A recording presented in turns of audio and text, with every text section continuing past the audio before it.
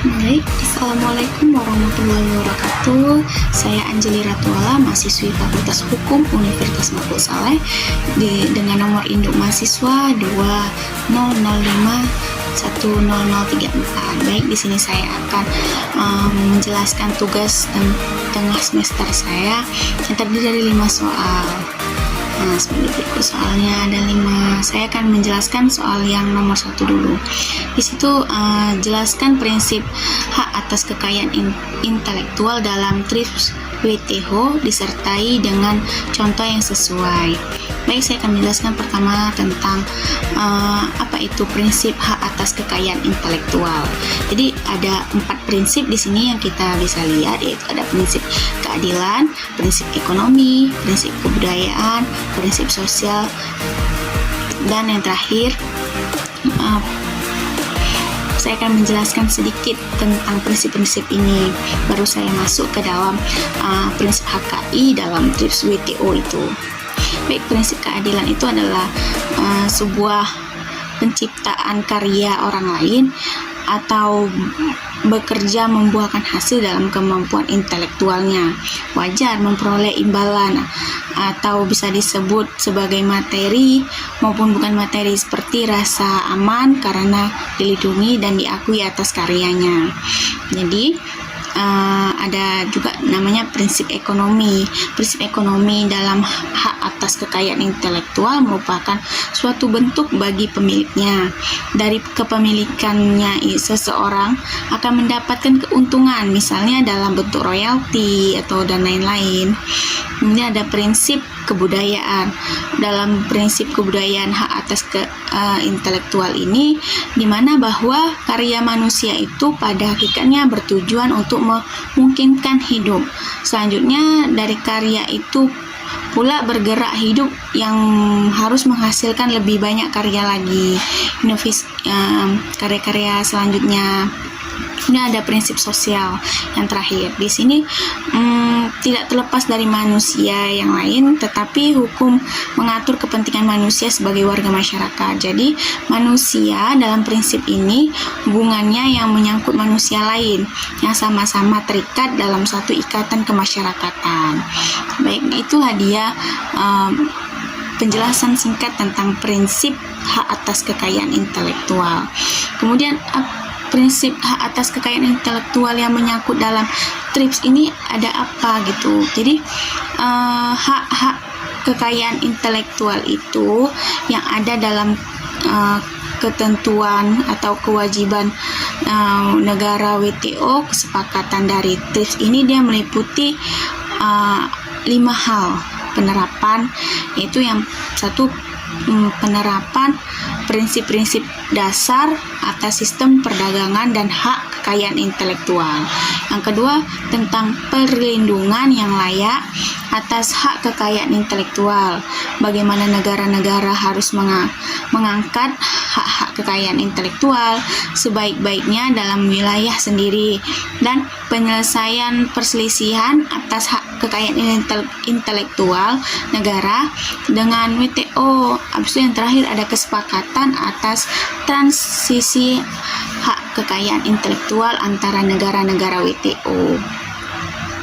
Jadi dalam prinsip-prinsip hak atas kekayaan intelektual dalam TRIPS merupakan perjanjian internasional sebagai bentuk komitmen dan kerjasama internasional antara negara-negara dunia dalam rangka melindungi kepentingan merek bisnis dari perusahaan masing-masing di negara. Jadi mereka melakukan ekspansi di negara-negara lain agar terhindar dari pembajakan maupun pemboncengan merek di negara-negara tujuan. Jadi di sini saya mengambil contoh tentang masalah perdagangan merek. Perdagangan dan hak kekayaan intelektual dalam mencakup perlindungan terhadap merek, baik dia merek lokal maupun merek asing. Jadi merek asing yang telah daftarkan dan itu dapat dilindungi berdasarkan undang-undang. Selain itu, pengkategorian merek tersebut juga mencakup merek terkenal yang lebih dahulu didaftarkan. Jadi perlindungan dan pemberlakuan prinsip tersebut merupakan sebagai komitmen Indonesia bersama dengan Organisasi Perdagangan Dunia atau WTO maupun persetujuan dari TRIPS yang telah ditandatangani pemerintah. Baik, itu dia penjelasan singkat tentang pertanyaan nomor 1. Saya masuk ke penjelasan sedikit tentang pertanyaan nomor 2. Nah, di sini jelaskan fungsi dan sifat dari hak cipta. Hak cipta berfungsi menghargai suatu karya dan mendorong penciptanya karya tersebut untuk menghasilkan karya baru. Tujuannya dari pelaksanaan hak cipta adalah melindungi hak eksklusif, hak moral, dan hak ekonomi bagi pencipta. Jadi, sifat-sifat hak cipta itu pencipta atau pemegang hak cipta terhadap karya sinematografi atau juga program komputer mempunyai hak untuk memberikan izin atau melanggar orang lain yang tanpa persetujuannya menyewakan ciptaan tersebut untuk kebutuhan yang sifatnya komersial. Hak cipta itu dianggap sebagai suatu benda bergerak. Baik, itu dia penjelasan singkat tentang pertanyaan nomor 2. Saya masuk ke dalam pertanyaan nomor 3. Di sini apa yang dimaksud dari hak moral dan hak ekonomi dari hak kekayaan intelektual? Jelaskan dengan contoh. Baik, saya pertama menjelaskan sedikit tentang hak cipta. Hak cipta seperti saya jelaskan tadi adalah hak eksklusif pencipta secara otomatis setelah ciptaannya dideklarasikan dan diwujudkan dalam bentuk nyata. Di situ kita bisa lihat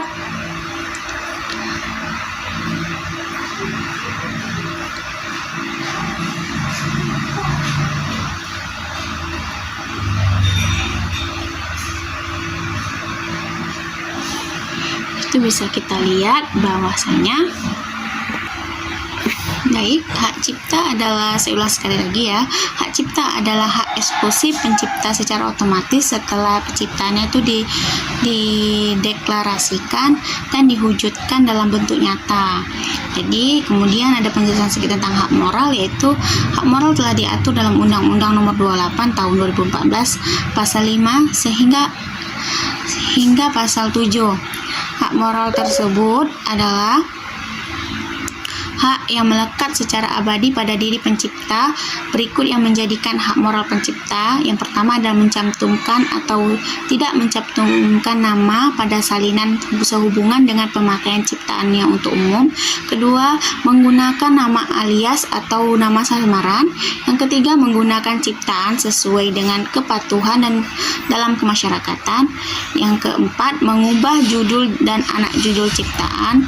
Dan yang kelima, mempertahankan hak apabila terjadi destroyisasi ciptaan atau mutilasi ciptaan dan lain-lainnya. Jadi yang kemudian ada hak moral, tidak dapat dialihkan selama penciptaan masih hidup, akan tetapi pelaksanaan hak moral dapat dialihkan dengan wasiat atau sebab lain setelah penciptaannya itu meninggal dunia. Habis itu, apabila pelaksanaan hak moral dialihkan, penerima dapat melepaskan atau menolak dengan perbuatan penolakan pelaksanaan hak yang dinyatakan secara tertulis. Contoh yang saya ambil di sini itu ada pasal 58 ayat 1 Undang-Undang Hak Cipta, berlangsung selama pencipta hidup akan berlangsung selama 70 tahun setelah pencipta meninggal dunia. Ciptaan tersebut diantaranya itu ada buku, pamflet, dan semua hasil karya tulis lainnya. Ada ceramah, kuliah, pidato, ciptaan karya sejenis lainnya. Kemudian ada alat peraga yang dibuat untuk kepentingan pendidikan dan ilmu pengetahuan. Ada juga lagu dan musik dengan dengan atau tanpa teks, drama, musikal, tari, kategori pewayangan, dan pantomim. Itu juga merupakan contoh dari pasal 58 ayat 1. Dan masih banyak contoh-contoh lainnya.